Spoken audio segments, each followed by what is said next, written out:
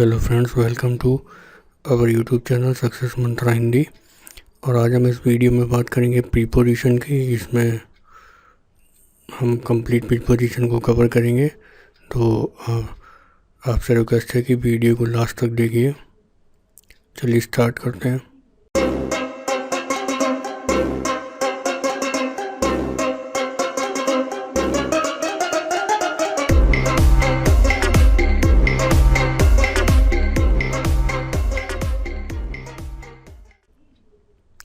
तो दोस्तों देखिए, प्रीपोजिशन माने होता है संबंध बोधक, यानी कि कुछ ऐसे शब्द जो किसी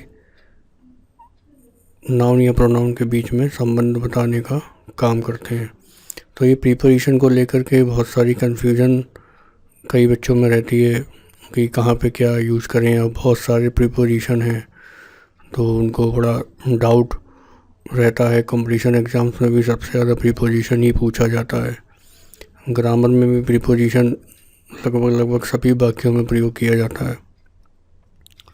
तो इस वीडियो में हम प्रीपोजिशन को ही बिल्कुल ऐसे सीखेंगे जैसे कि आपको याद हो जाए, तो जिसमें आपको कोई कन्फ्यूज़न ना आ रहा है, तो मैं कोशिश करूँगा।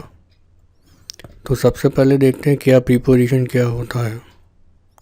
तो प्रीपोजिशन वो शब्द होते हैं जो संज्ञा या सर्वनाम के बीच की दृष्टि से कुछ संबंध बताते हैं, यानी कि उनकी लोकेशन की बात करते हैं। जैसे ये इंग्लिश में डेफिनेशन लिखी है, preposition is a word placed before a noun और a pronoun to show in what relation the person और thing denoted by it stands in regard to something else.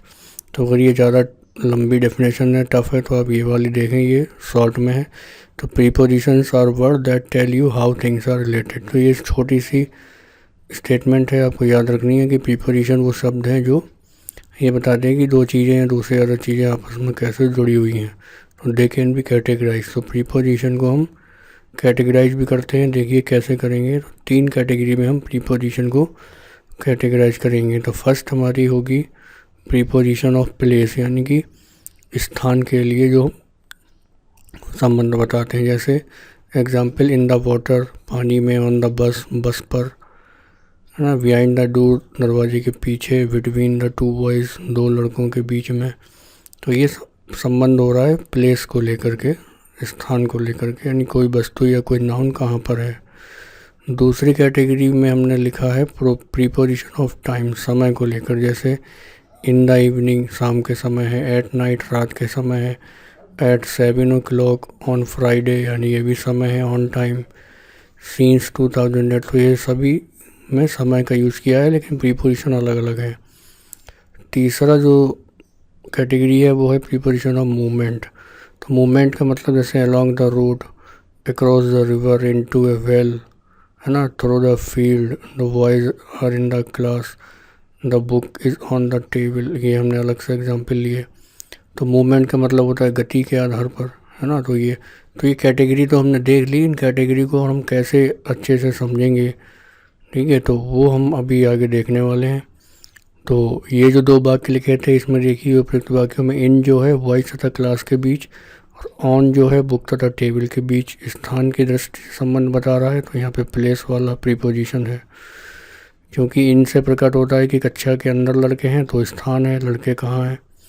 On से प्रकट होता है कि पुस्तक मेज़ के ऊपर है, यानी पुस्तक कहाँ है, तो कोई ना कोई प्लेस की बात कर रहे हैं। तो एक यहाँ पे नोट है, ये आपको काफ़ी हेल्प करेगा सेंटेंस में कुछ चीज़ पहचानने में। देखिए, नाउन और pronoun which is used with A preposition is its object, यानी कि नाउन और प्रोनाउन के साथ जब प्रीपोजिशन यूज़ की जाती है, तो जिस वर्ड के साथ हम प्रीपोजिशन यूज़ करते हैं उसको हम बोलते हैं ऑब्जेक्ट, यानी कि वो सेंटेंस में ऑब्जेक्ट का काम कर रहा होता है, कर्म का काम कर रहा होता है। तो आई थिंक कि आपको प्रीपोजिशन के बारे में थोड़ा बहुत क्लियर हुआ होगा। तो अगर नहीं भी हो रहा है तो एक बार ज़रूर रिवाइज करिए इसको, तभी आप आगे बढ़ पाएंगे। आगे आपको तभी समझ में भी आने वाला है। तो चलिए आगे और देखते हैं। अब हमने यहाँ प्रीपोजिशंस के कुछ रूल्स बनाए हुए हैं, लगभग 20+ रूल्स हैं, तो उनमें हम आपको कवर कर देंगे। तो ये रूल्स आपको एक भी छोड़ना नहीं है, बहुत सिंपल रूल हैं, आप सुनते जाएंगे तो ही आपको याद होने वाला है। इसमें कोई आपको माइंड पे प्रेशर देना ही नहीं है, बिल्कुल एंजॉय करिए और रूल्स को सीखिए और बहुत अच्छे से प्रीपोजिशन कवर करिए। प्रीपोजिशन अगर आपको अच्छे से आता है ना तो आप वाक्य को बहुत ही सुगम तरीके से, सरल तरीके से बना सकते हैं और स्पीकिंग में ये काफ़ी हेल्पफुल रहता है। तो स्पीकिंग के पॉइंट ऑफ व्यू से भी प्रीपोजिशन बहुत ज़रूरी है। तो देखिए क्या होता है, प्रीपोजिशन से ये भी होता है कि आपने कभी टू की जगह पे इन लगा दिया तो पूरा अर्थ का अनर्थ यानी कि सेंटेंस का भाव ही बदल जाता है। तो ये बहुत ही एक इम्पॉर्टेंट चीज़ है प्रीपोजिशन। तो देखिए रूल नंबर 1 कह रहा है कि प्राय प्रीपोजिशन अपने ऑब्जेक्ट से पूर्व आता है। अभी हमने पहले नोट में भी देखा, लेकिन निम्नलिखित दशाओं में यह नियम लागू नहीं होता है। कहाँ कहाँ नहीं होगा देखिए, जैसे जब किसी प्रीपोजिशन का ऑब्जेक्ट रिलेटिव प्रोनाउन दैट है। रिलेटिव प्रोनाउन कौन से होते हैं? दिस दैट, जो संबंध बताते हैं, है ना, वो रिलेटिव प्रोनाउन होते हैं। तो प्रीपोजिशन हमेशा वाक्य के अंत में रखा जाता है। जैसे क्या करेंगे, this is the watch that we were searching for. तो ये घड़ी है जो कि हम सर्च कर रहे थे, तो उसके लिए हम यूज़ करेंगे फॉर प्रीपोजिशन जो कि लास्ट में आएगा। तो अभी हम ये भी नियम देखेंगे फॉर को कहाँ यूज़ करना है। दूसरा, here is the book that I asked for, यानी कि यहाँ पे वो किताब है जिसके बारे में मैं पूछ रहा था, है ना, मैंने पूछा। तो जिसके बारे में, जिसके लिए, तो फॉर का यूज़ ज़्यादातर के लिए के अर्थ में ही होता है। This is the servant that I spoke of, तो यहाँ पे यह वो नौकर है जिसके बारे में मैंने बोला, जो कि मैंने बताया। तो ये, तो अभी मैंने खाली ये आपको ये बताया कि ऑब्जेक्ट से पहले आता है ज़्यादातर केसेस में और कहाँ पे बाद में आएगा। तो वो नियम यहाँ पे लागू हुआ जब हम बीच में दैट से कोई सेंटेंस को, दो सेंटेंस को जोड़ रहे हैं। तो अब हमारा रूल नंबर 1 जो है वो यहाँ से उसका दूसरा पॉइंट है कि प्रीपोजिशन वाक्य के अंत में आता है जबकि रिलेटिव प्रोनाउन छिपा हो। अब देखिए, this is the why we were looking for, तो यहाँ पे जो हुम है ये रिलेटिव प्रोनाउन है। तो रिलेटिव प्रोनाउन का मतलब है संबंध बताता है दो सेंटेंस के बीच में या दो शब्दों के बीच में। तो ये लड़का है जिसको कि मैं ढूंढ रहा था या हम ढूंढ रहे थे। तो फॉर आएगा जो बाद में आएगा, जिसके लिए फॉर लुकिंग की जगह पे looking for. This is the book which I was talking about, about talking ना आकर के टॉकिंग अबाउट। तो यहाँ पे जो विच है हम बोलेंगे नहीं, लेकिन ये छुपा हुआ रहेगा। यहाँ पे ब्रैकेट में लिखा हुआ है, तो इसका मतलब है कि आपको स्पीकिंग में यूज़ नहीं करना है, तब भी आप लास्ट में प्रीपोजिशन रखेंगे। रूल नंबर 1 ही अभी चल रहा है, इसके 2 पॉइंट और हैं। पॉइंट नंबर सी है, प्रीपोजिशन वाक्य के अंत में आता है जब उसका ऑब्जेक्ट कोई इंट्रोगेटिव प्रोनाउन हो। तो इंट्रोगेटिव होता है जैसे कि प्रश्नवाचक। तो what are you talking about, तुम किस विषय में बात कर रहे हो। Which of these chairs did you sit on, ये कौन सी चेयर है जिस पर तुम बैठे हो, है ना। तो इस तरीके से हमको, अगर प्रश्नवाचक है कोई भी प्रीपोजिशन, प्रोनाउन अगर प्रश्नवाचक है तो प्रीपोजिशन लास्ट में आएगा। ये कुछ बेसिक रूल्स हैं। अब कहाँ पे आएगा, जोड़ देने के लिए यानी एम्फेसाइज करने के लिए कभी कभी ऑब्जेक्ट पहले प्रयोग किया जाता है और प्रीपोजिशन बाद में। से Nehru is remembered all the world over, है ना, तो नेहरू को पूरे विश्व में याद किया जाता है। तो ये बहुत ही मतलब जोड़ दे करके बात को कहा जा रहा है कि हाँ ऐसा ही होता है, तब हमको यूज़ करना है। हालांकि ज़्यादा यूज़ नहीं होता है, फिर भी ये 4 बेसिक नियम है। यहाँ पे आपको सिर्फ इतना याद रखना है कि इन्हीं 4 अगर बेसिक नियम को आएंगे तभी आपको प्रीपोजिशन लास्ट में यूज़ करना, अदरवाइज़ तो ऑब्जेक्ट के पहले ही आएगा। अब हम यूज़ करेंगे कि रूल नंबर 2 में for, from, in, on prepositions का प्रयोग स्थान या समय दिखाने वाले शब्दों के पहले नहीं करते हैं। देखिए, my brother went to your house in the last month, मेरा भाई जो है पिछले महीने तुम्हारे घर गया था। तो यहाँ पे जब हम, यहाँ पे क्या है कि ये समय है, तो समय के साथ में हम इसको यूज़ नहीं करेंगे। इनको कैसे करेंगे, my brother went to your house last month, ठीक है। तो सीधे सीधे हम यहाँ पे लास्ट मंथ का यूज़ कर रहे हैं, समय का, कोई प्रीपोजिशन नहीं यूज़ कर रहे हैं। तो ये इनकरेक्ट है, ये वाला करेक्ट है। उसी प्रकार दूसरा एग्जाम्पल है kindly wait for a minute. तो देखिए यहाँ पे भी टाइम है ना, तो 1 मिनट के लिए इंतज़ार करो। तो भाप तो आया के लिए, बट हमें ये जो फॉर है ये यूज़ नहीं करना। सिंपल क्या बोलेंगे, काइंडली वेट ए मिनट, तभी सही माना जाएगा, अन्यथा गलत होगा। तो कंपटीशन एग्ज़ाम्स में ऐसा ही लिखा होगा और आपको लगेगा कि ये सही है। तो ये नियम अगर आपको मालूम है तो आप इसको गलत नहीं करेंगे और ये वाला आप सही करके आएंगे। तो मैं एश्योर करा रहा हूँ आपको कि 100% आप प्रीपोजिशन को लेकर के सारे कन्फ्यूज़न दूर कर पाएंगे। तीसरा रूल है वो है considering, concerning, pending, regarding, touching, during, not with standing, wearing आदि शब्दों के बाद प्रीपोजिशन का प्रयोग नहीं होता है, क्योंकि वे स्वयं प्रीपोजिशन का काम करते हैं। तो ऐसे भी कुछ शब्द होते हैं जो हमें देखने में प्रीपोजिशन ही लगते हैं, यानी कि वो प्रीपोजिशन का ही काम करते हैं, हमें नहीं लगते देखने में एक्चुअली। तो हमें याद रखना है कौन कौन से शब्द हैं, इनको आपको यूज़ करते रहना है और आपको याद होते जाएंगे, कोई रट्टा मारने की कोई आवश्यकता नहीं है। तो देखिए कैसे करते हैं। Considering about his qualities Mohan is not a bad boy. तो उसकी क्वालिटी को कंसीडर करते हुए कह रहे हैं कि मोहन गंदा लड़का नहीं है। तो ये इनकरेक्ट हो जाएगा, क्यों? क्योंकि अबाउट प्रीपोजिशन है, कंसीडरिंग भी प्रीपोजिशन का ही काम कर रहा है। तो देखिए कंसीडरिंग हिज क्वालिटीज़ ही हम सीधा सीधा बोलेंगे, Mohan is not a bad boy. यहाँ आपको अबाउट लिखने की कोई आवश्यकता नहीं है। तो इसी प्रकार आप कोई भी ऐसा सेंटेंस बोलें इसमें ये शब्द आ रहे हैं तो आपको प्रीपोजिशन का यूज़ नहीं करना हो। अब ये है रूल नंबर 4। अब देखिए ये इम्पोर्टेंट है कि प्रीपोजिशन का प्रयोग ट्रांजिटिव वर्ब तथा उसके ऑब्जेक्ट के बीच नहीं होता है। तो ये ट्रांजिटिव वर्ब क्या होता है, सकर्मक क्रिया। ये पहले हम वर्ब वाले पार्ट में पढ़ा चुके हैं। तो अगर आपने वर्ब का वीडियो नहीं देखा है तो वहाँ आप ज़रूर देखिए, मैं आपको डिस्क्रिप्शन में भी लिंक दे दूँगा, या फिर आप चैनल पर जाकर वीडियोस में देख सकते हैं। वर्ब एक सिंगल वीडियो में पूरी वर्ब को कंप्लीट किया हुआ है। तो देखिए he taught to Mohan yesterday, तो उसने मोहन को पढ़ाया, कल पढ़ाया। तो ये इनकरेक्ट है, क्यों? क्योंकि ये टू का यूज हुआ प्रीपोजिशन का। क्यों नहीं होगा यूज़? देखिए ही जो हो गया सब्जेक्ट हो गया, मोहन जो है ऑब्जेक्ट हो गया, यानी कि ये सकर्मक क्रिया है, ट्रांजिटिव वर्ब है। तो टॉट जो है ट्रांजिटिव वर्ब है, क्यों? क्योंकि मोहन पे पढ़ाने का फ़र्क पड़ा इसलिए, तो इसलिए टू का यूज़ नहीं होगा। तो कैसे लिखेंगे, ही टॉट मोहन यस्टरडे। तो यहाँ बड़ा कन्फ्यूजन होता है, कई बच्चे कहते हैं सर ये तो टू होना ही चाहिए, टू क्यों हटा रही है? तो वो हमने इसीलिए हटा दिया क्योंकि ये ट्रांजिटिव वर्ब है टॉट, है ना। तो ये आपको सेंटेंस में ध्यान रखना है। तो उसके लिए आपको वर्ब वाला पोर्शन देखना पड़ेगा। वर्ब अगर अच्छे से नहीं आता है तो भी प्रीपोजिशन आपका गलत हो जाएगा। मैंने वो सिंपल तरीके से वर्ब को एक्सप्लेन किया है, ज़रूर आप देखिए।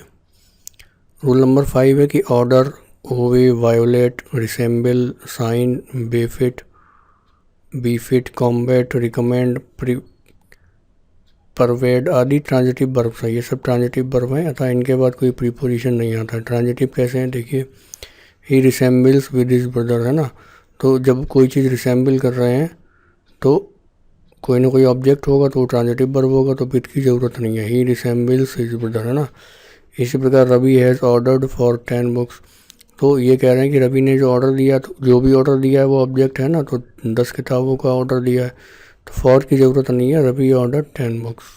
तो यहाँ ट्रांजिटिव वर्ब का ही रूल फॉलो हो रहा है।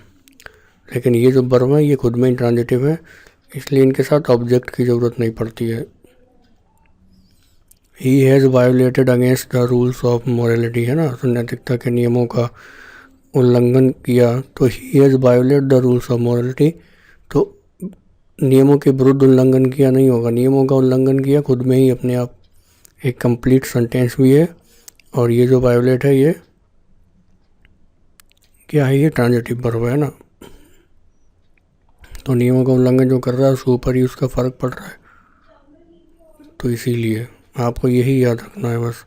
अब हम कुछ स्पेशल यूज ऑफ प्रीपोजिशन की बात करेंगे जिनको लेकर काफ़ी कन्फ्यूजन होता है, और उनको हम अलग अलग बिल्कुल सेग्रीगेट करते हुए और समझेंगे। देखिए बहुत ही सिंपल लैंग्वेज में बिल्कुल स्टार्ट करेंगे। रूल नंबर 6 है ये, और इसमें हम सबसे पहले जो देखेंगे इन और एट का प्रयोग। बहुत कन्फ्यूजन होता है, बिल्कुल क्लियर करिए इसको। देखिए पहला यूज़, इन जो यूज़ होगा कहाँ होगा, देशों के लिए, बड़े शहरों के लिए, मतलब बड़े स्थानों के लिए प्रयुक्त होगा। और जबकि जो एट होगा वो शहरों, कस्बों, ग्रामों के लिए प्रयुक्त होगा। जैसे my brother lives in America, तो अमेरिका तो एक देश है तो इनका प्रयोग किया। They live in Mumbai, Mumbai एक बड़ा शहर है तो इनका प्रयोग किया। ये तो आपको पता ही होगा। Gandhi ji was born at Porbandar इन गुजरात। अब देखिए जो गुजरात है ये तो बहुत बड़ा स्थान हो गया, राज्य की बात हो गई है ना, तो उसके साथ इन यूज हुआ। लेकिन पोरबंदर क्या है, गुजरात में एक छोटा सा कस्बा या गांव होगा, तो इसके लिए हमने एट का यूज़ किया। तो एक ही सेंटेंस में दोनों प्रीपोजिशन आ गए, तो ये कितना इम्पॉर्टेंट है कि आपको कैसे क्लियर होगा, है ना। दूसरा देखिए, इनका प्रयोग समय के किसी भाग यानी कि पीरियड ऑफ टाइम के लिए, और एट का प्रयोग जो होता है एक निश्चित समय यानी कि पॉइंट ऑफ टाइम के लिए होता है। तो कैसे होगा, he will leave the place in 3 hours, तो पीरियड ऑफ टाइम 3 घंटे का पीरियड है ना एक, तो इनका प्रयोग करेंगे। वैसे ही left the place at 10 o'clock, 10 o'clock यानी कि 10 बजे, तो उसने निश्चित समय पर स्थान को छोड़ा, तो एट का प्रयोग करेंगे। तो ये समय के साथ में इन और एट का प्रयोग आपको याद रखना है। तो आई थिंक इन और एट आपको क्लियर होगा। अब हम बात कर रहे हैं कि इन और इनटू का प्रयोग कैसे करेंगे, है ना। तो इनका प्रयोग स्थिरता के लिए होता है, जैसे he is in the house, और इनटू का प्रयोग गति के लिए होता है, जैसे ही जम्प्ड इनटू द वेल। मैंने वो सिंपल डिस्कशन किया, अब देखिए इसको डिस्क्राइब करते हैं। हमने एग्जाम्पल देख लिया। तो स्थिरता यानी कि जैसे कि इन द हाउस, जो हाउस यानी कि घर है वो स्थिर है, घर कोई चल तो रहा नहीं है। तो अगर कोई भी घर के अंदर है तो यानी कि वह स्थिर है ना।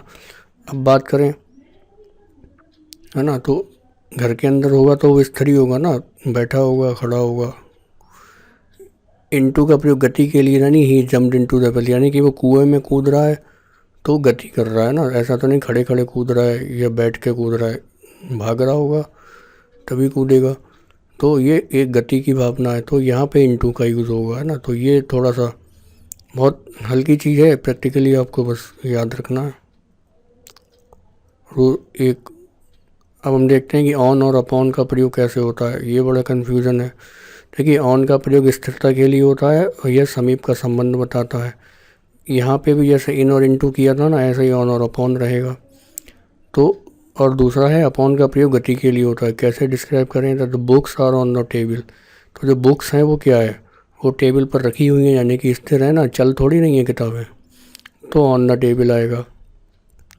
और अपॉन का प्रयोग गति के लिए, दूसरा ही समीप का संबंध। समीप का कैसा, जो किताबें हैं वो टेबल से चिपकी हुई हैं, ऐसा तो है नहीं कि लटकी हैं हवा में और टेबल के ऊपर है ना, ऐसा तो है नहीं, उसके लिए अलग चीज़ है।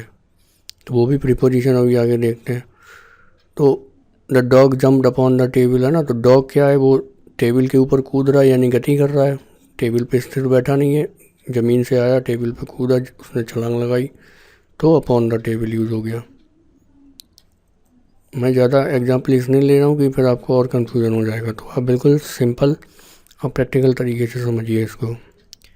अब है इन और विद इन का प्रयोग। देखिए, समय की दृष्टि से इनका प्रयोग होता है जब एट द एंड ऑफ आ यानी समय की समाप्ति। अब विद इन का अर्थ है कि before the end of time यानी कि समय से पहले, समय की समाप्ति से पहले। कैसे, I shall return from Mumbai in a month, मैं मुंबई से 1 महीने में वापस आ जाऊंगा, यानी कि इसका अर्थ है कि महीने के अंत तक। एट द एंड ऑफ आ रहा है तो इसमें केवल अर्थ बदलेगा, आप यूज़ दोनों में से कोई भी कर सकते हैं। वो आपको कैसे करना है, कैसे बोलना है, वो आपके मन में जो भी वाक्य है उसके हिसाब से आप बोलेंगे, यानी कि जो भावना है। बेसिकली कम्युनिकेशन क्या होता है, बाकियों का विचारों का आदान प्रदान है, तो विचारों को प्रकट करने के लिए शब्द चाहिए, तो शब्द को ही आपको ध्यान रखना है कौन सा यूज़ हो रहा है और कौन सा विचार बनेगा। तो विद इन में क्या होगा, I shall return from Mumbai within a month, यानी कि मैं मुंबई से 1 महीने में लौट आऊँगा, मतलब दोनों का सेम है, लेकिन यहाँ पे क्या 1 महीने से पहले लौट आऊँगा, महीने का लास्ट नहीं होने दूँगा, यानी 1 दिन पहले, 4 दिन पहले या हफ्ते भर पहले तक मैं वापस आ जाऊँगा। देखिए, अब देखिए क्या है, आफ्टर और इनका प्रयोग है ना, आफ्टर माने बाद में, इन माने पहले। इन माने में, देखिए आफ्टर जो है भूतकाल में और इन भविष्यकाल में समय दिखाता है। देखिए कैसे दिखाता है, your son came after a month, तुम्हारा बेटा 1 महीने के बाद आया, है ना, तो यानी कि भूतकाल की तो बात हो रही है, 1 महीने पहले यानी कि पहले वो कहीं था। तो my father will come in a month, तो मेरे पिताजी 1 महीने में आ जाएंगे, है ना, तो इन ए मंथ यानी कि महीने के लास्ट तक। तो ये एट द एंड ऑफ की बात करी, तो यहाँ विद इन की जगह इन यूज़ किया गया, लेकिन आफ्टर से कंपेयर किया है इसका। नेक्स्ट यूज़ देखने क्या है, नेक्स्ट है टू का प्रयोग। टू में बहुत ज़्यादा कन्फ्यूजन है, देखिए बहुत सिंपल देखते हैं। गतिशील अवस्था के लिए इसका प्रयोग होता है। टू का अर्थ जो प्राय होता है या तो होता है को या होता है तक, है ना। तो जैसे आई वेंट टू कॉलेज, में कॉलेज गया, तो कॉलेज गया तो कोई ना कोई गति की आपने चलने की, तो टू का प्रयोग किया। I shall be at home from 9 to 11 o'clock, है ना। तो यहाँ पे तक का प्रयोग हुआ, 9 बजे से लेके 11 बजे तक मैं घर पर रहूँगा, है ना। तो यहाँ पे तक का प्रयोग किया, तो को या कॉलेज को गया तो टू का यूज़ है, तक है तो टू का यूज़ है। तो इसमें कोई कन्फ्यूजन नहीं है आपको, केवल अगर बाकी में को आ रहा है, बड़ों को हमें किसी को नहीं सताना चाहिए तो टू का यूज़ करेंगे ना, है ना। तो वी शुड नॉट, है ना, सताना चाहिए यानी कि परेशान करना चाहिए। अब बनाइए बाकी को, कैसे बनाइए टू लगा करके ना। तो we should not torture to anybody, है ना। तो यहाँ पे वैसे तो टू की ज़रूरत नहीं है, आप चाहें तो लगा सकते हैं। तो ये आपको उसके अकॉर्डिंग भी सोचना है कि यहाँ पे अभी जो पहले नियम बताया कि ट्रांजिटिव वर्ब तो नहीं आ रहा है कहीं, है ना। आप देखिए सबसे बड़ी चीज़ है कि आप यूज़ करेंगे तो आपको आ जाएगा, यूज़ नहीं करेंगे तो नहीं आएगा, कोई भी लैंग्वेज हो या कोई भी प्रैक्टिकल हो। नेक्स्ट रूल है कि विद और बाई का प्रयोग, है ना। तो विद किसी इंस्ट्रूमेंट यानी यंत्र को दिखाता है जिसका किसी कार्य करने में प्रयोग किया जाता है, और बाई किसी कार्य करने वाले को लिए आता है ना। एजेंट हो या डूअर, डूअर माने करने वाला। तो he was killed by A robber, तो काम किसके द्वारा किया गया, रॉबर के द्वारा। तो बाई आया ना, लेकिन किसके साथ किया गया, तो विद ए गन, गन के साथ, है ना। तो यानी कि वह जो मारा गया एक रॉबर के द्वारा मारा गया, बंदूक से मारा गया, है ना। तो एक ये यंत्र हो गया। उसी प्रकार she wrote a letter with her pen, तो यहाँ पे देखिए विद आया है ना। तो विद हर पेन क्यों आया, क्यों, पेन से लिखा, तो पेन भी लिखने का यंत्र ही है, इंस्ट्रूमेंट है। Ravan was killed by Ram, तो रावण जो है राम ने मारा था रावण को, तो राम के द्वारा मारा गया। तो यहाँ पे तो जो डूअर है वो राम है, तो उसके लिए बाई आएगा। बाई के और भी प्रयोग है, ऐसे ही सेड बाई मी, वो मेरे पास बैठा, तो पास के लिए ही। आई शैल रिटर्न बाई 3 o'clock, तक के लिए भी, है ना, मैं 3 बजे तक वापस आ जाऊंगा। ही इज़ ए ब्राह्मण बाई कास्ट, वो जाति से ब्राह्मण है, तो भी से के लिए, वैसे से के लिए फ्रॉम आता है, वो आगे देख लेंगे। आई स्वेयर बाई गॉड, है ना। तो हम जब कभी शपथ ले रहे हैं, कसम खा रहे हैं, तो बाई गॉड बोलते हैं, नहीं बोलते हैं, तो ये वही वाला बाई है। अभी देखिए नेक्स्ट है कि बिसाइड और बिसाइड्स का प्रयोग कैसे होगा। देखिए बहुत माइनर सा डिफरेंस नहीं लग रहा आपको, इसमें एस लगा हुआ है, इसमें एस नहीं है, बस और कुछ नहीं है, दोनों का मीनिंग अलग हो जाता है। देखिए बिसाइड का अर्थ है बाई द साइड ऑफ, यानी कि बिल्कुल नज़दीक है एकदम, जबकि बिसाइड्स का अर्थ है इन एडिशन ऑफ, यानी कि उसके अतिरिक्त के केस में। जैसे कैसे करेंगे, यहाँ पे आ आएगा, ये टाइपिंग मिस्टेक हो नहीं। Your cow was grazing beside my field, तो आपकी जो गाय है वो घास चल रही थी कहाँ, मेरे खेत के पास में, है ना, बिल्कुल नज़दीक। लेकिन यहाँ पे कह रहे हैं besides this I want to other book, इसके अतिरिक्त मुझे 2 और किताबें चाहिए, या मुझे दूसरी किताब भी चाहिए। तो ये अतिरिक्त के केस में आया, तो आई होप आपको ये समझ में आ गया होगा। नेक्स्ट जो है यूज़ वो है बिटवीन तथा एमंग का, बड़ा इम्पॉर्टेंट है। तो बिटवीन दो वस्तुओं या व्यक्तियों के लिए प्रयुक्त होता है, बहुत ही सिंपल भी है।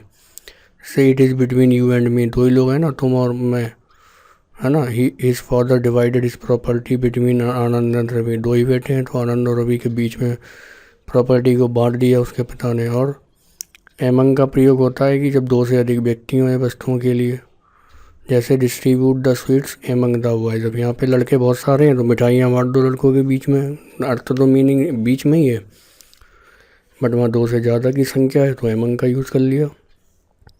देखिए बिटवीन के लिए एक और नियम है कि बिटवीन का प्रयोग 2 से अधिक के साथ भी होता है। कब होता है, जब उन सभी व्यक्तियों अथवा वस्तुओं में आपस में स्थायी संबंध हो अथवा इस सहयोग की भावना प्रकट हो रही हो। जैसे अवर कंट्री इंडिया, हमारी कंट्री, हमारा देश भारत जो है, lies between China, Pakistan, Nepal और बांग्लादेश, इन 4 देशों के बीच में लाई करता है, यानी उसकी लोकेशन बनाई जा रही है।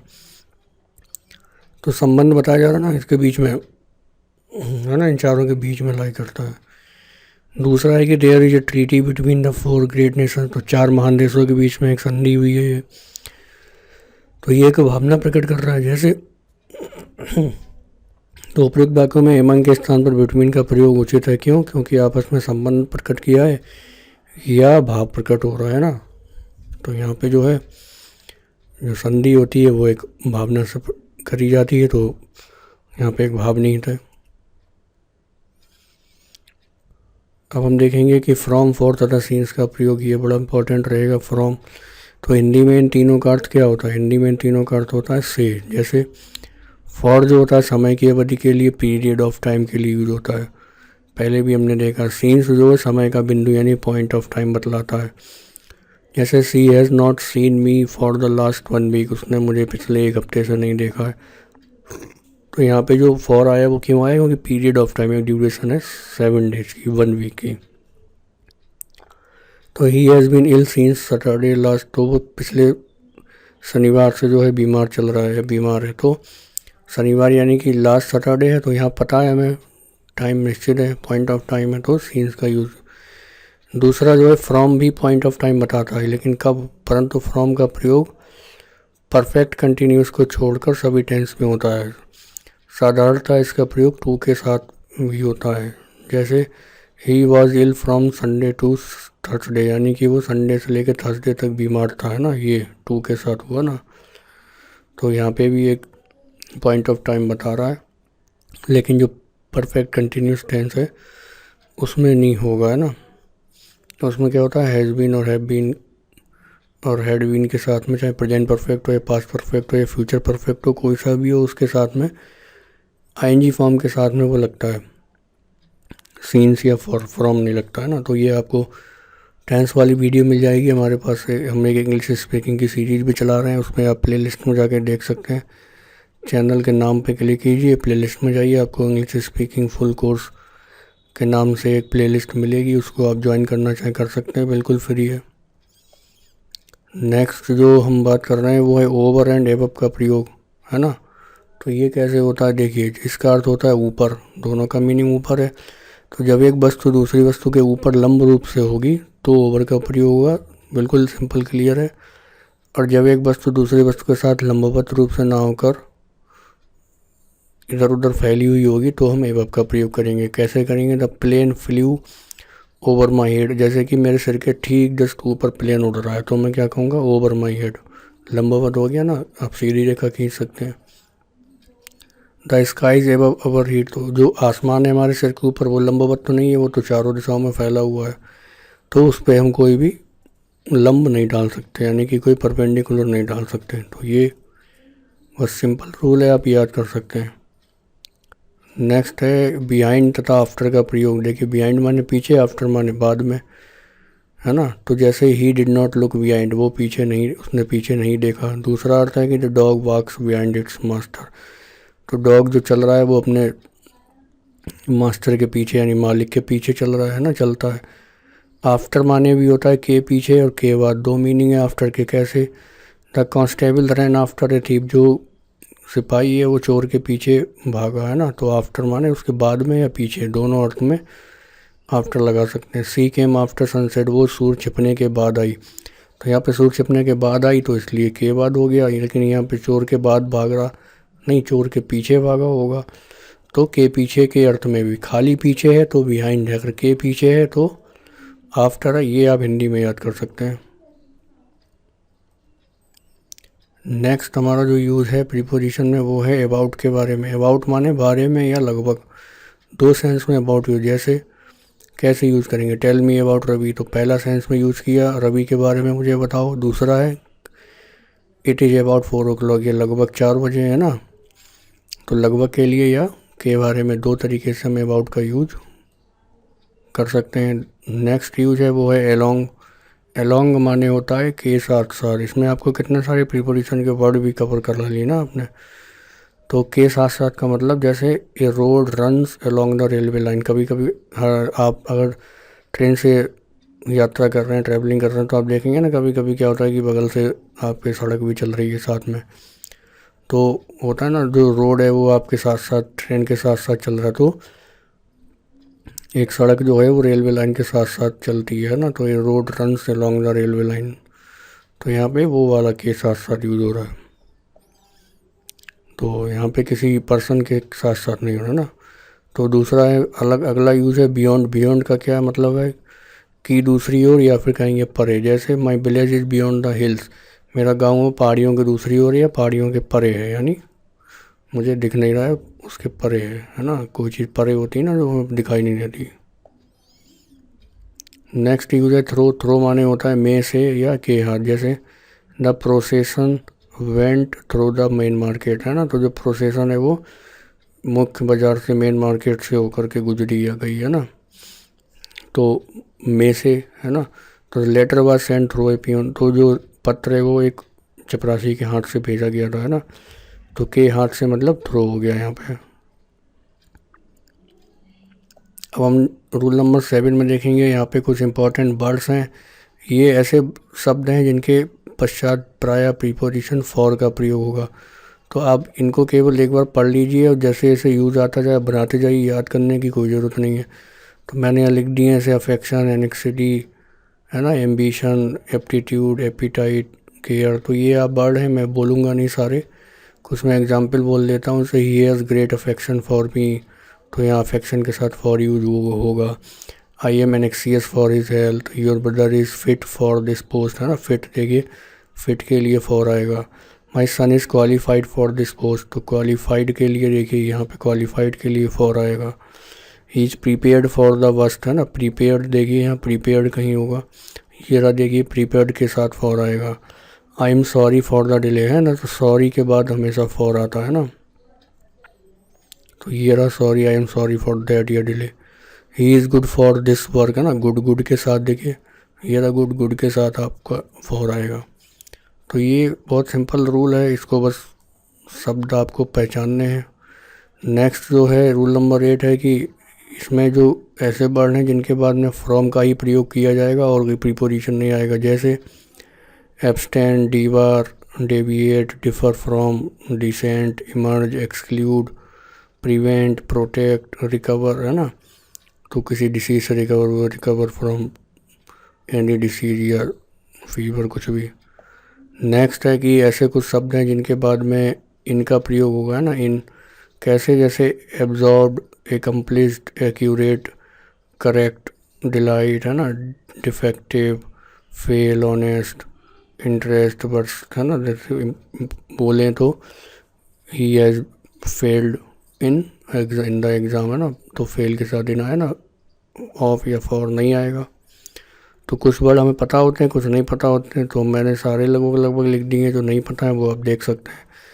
तो अब यहाँ पे कुछ वर्ड ऐसे जिनके साथ ऑफ का प्रयोग किया जाएगा। कैसे, अफ्रेड के साथ ऑफ लगता है, afraid of, assured of, aware of, beware of, है ना। कॉशियस, कॉन्फिडेंट, डिजायर, है ना। प्रूफ, प्राउड ऑफ, है ना। मतलब I am proud of you, है ना। ऑफ लगाते हैं ना, पता है आपको, लेकिन बाकी सारे वर्ड नहीं पता है। फॉन्ड ऑफ, शौकीन होना, सिक ऑफ, बीमार, है ना। Sure of.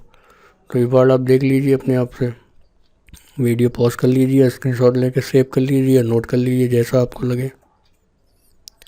तो नेक्स्ट हमारे पास क्या है, नेक्स्ट एक और है कि जिसमें हमें प्रीपोजिशन के साथ में टू का यूज़ करना है ना। जैसे एक्सेस टू, एक्सेप्टेबल टू, है ना। कस्टम्ड, एडिक्टेड टू, है ना। अपोलॉजी टू, है ना, माफ़ी मांगना, क्षमा। ऑब्लाइज्ड, अपोजिट टू, है ना। I am opposite to you, मैं तुम्हारे विरोध में खड़ा हूँ, है ना। तो ये अपोजिशन टू, है ना। इससे प्रीफर के साथ टू आप जानते हैं, प्रियर के साथ टू, रिफ़र टू, है ना। ही रिफ़र्स टू दिस, किसी चीज़ से रिफ़र कर रहे हैं ना। तो ये सब्जेक्ट टू, है ना। इट इज़ सब्जेक्ट टू, किसी चीज़ के लिए कोई सब्जेक्ट है। तो ये आपको बस थोड़ा सा एक बार याद रखना है। पढ़ लीजिए आप, 2-4 बार पढ़ेंगे तो याद हो जाएगा। अब यहाँ पे कुछ प्रीपोजिशन ऐसे हैं जिनके साथ में विद का प्रयोग किया जाएगा, है ना। तो ऐसे एक्वेंटेंस विद, है ना। कंपैरिजन विद, किसी से कंपेयर करते हैं तो विद। कन्फर्मिटी या इनमिटी, है ना। Busy with, he is busy with his life, जीवन में बिजी, है ना, किसी काम में बिजी होना, है ना। गिफ्टेड, है ना। ओवरकम, सेटिस्फाइड विद, किसी चीज़ से आप सेटिस्फाइड है कि नहीं है। तो ये वर्ड हैं, इनके मीनिंग आप देखना चाहें तो डिक्शनरी में देख सकते हैं, गूगल पे भी सर्च कर सकते हैं, जैसा आपको आसान लगे। और ये लास्ट रूल है हमारा, प्रीपोजिशन ऑन का प्रयोग, है ना। कुछ ऐसे वर्ड है जिनके साथ ऑन, कमेंट ऑन है ना, कमेंट ऑन द सेक्शन, है ना। तो इस तरीके से डिसाइड, है ना, डिसाइड करते, decide on, I am depend on someone, है ना, ही डिपेंड ऑन समवन। तो ये डिपेंड के साथ ऑन, एम्बार्क, इंसिस्ट ऑन, किसी पर दबाव बना रहे, रिजॉल्व, सबसिस्ट। तो ये बहुत इंपॉर्टेंट है। तो यहाँ पे तो रूल नंबर 13 हुआ, लेकिन आपने शायद ज़्यादा कवर करे। मैंने आपको बोला 20+, तो आई थिंक 30 के अप्रॉक्स पहुँचा होंगे ना। और रूल नंबर 6 में काफ़ी ABCD करके थे, 15 तो लगभग होंगे ही। तो आई थिंक कि आपको ये बहुत अच्छी वीडियो लगी होगी, आपने बहुत कुछ सीखा होगा, प्रीपोजिशन को क्लियर करने की कोशिश की है मैंने काफ़ी। तो लाइक शेयर ज़रूर करें, एक लाइक तो बनता ही है, आपकी तरफ से काफ़ी मेहनत से वीडियो बनती है। और अच्छे से सीखिए, इंग्लिश स्पीकिंग कोर्स ज्वाइन कर लीजिए, चैनल को सब्सक्राइब कर लीजिए। मैं इंग्लिश की बहुत अच्छी वीडियो लेके आ रहा हूँ आपके लिए। तो मिलेंगे फिर नेक्स्ट किसी वीडियो में। Thank you.